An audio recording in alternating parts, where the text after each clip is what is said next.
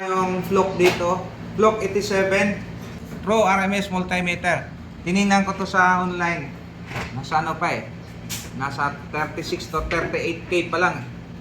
Na, kala ko mura lang. Mas mataas pala to sa Flock ko. Ngayon tingnan natin kung functional pa ba to. So, kailangan niya ng battery. Ayan, ito may battery. Tapos ito lang fuse. So may fuse akong extra. Kasi yung isang fuse ko isang Flock ko, nasira ang fuse nito. Ang fuse kasi nito ay fast acting. Mabilis masira. So walang available. Kasi ang mahal eh. Tinignan ko yung presyo, 2K. Grabe naman yan. Ang mahal naman ng fuse na yun. Kaya ito, mas mababa to. Pero to siya. Parang replacement siya. So lalagyan natin to para magamit. Kanina to, sa'yo to, di ba? Sa kanya. Bigay sa'yo. Bilhin ko na lang. Sabi niya, full charge, auto. AC ha? AC. Tingnan natin kung nakakasukat ba siya ng 220. Sasaksak.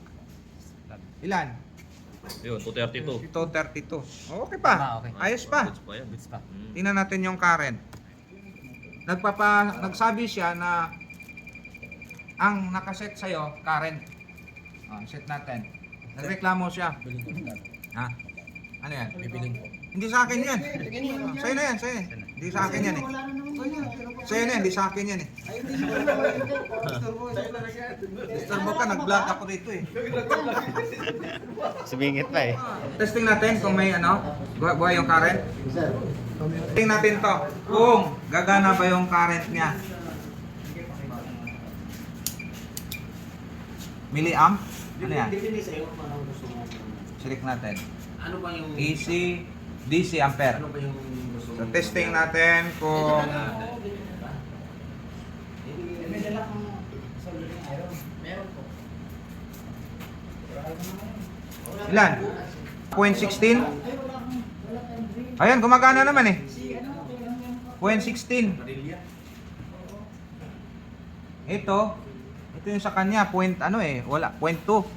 0.2 sa kanya, 0.16. 16.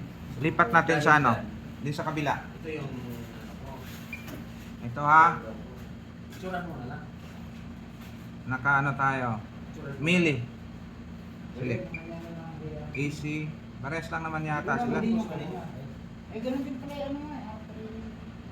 Mas wala kayo eh. 117 milliamp. Paano mo O, point. paano mo i-design? 0.60 malapit lang din. Point 12 ampere.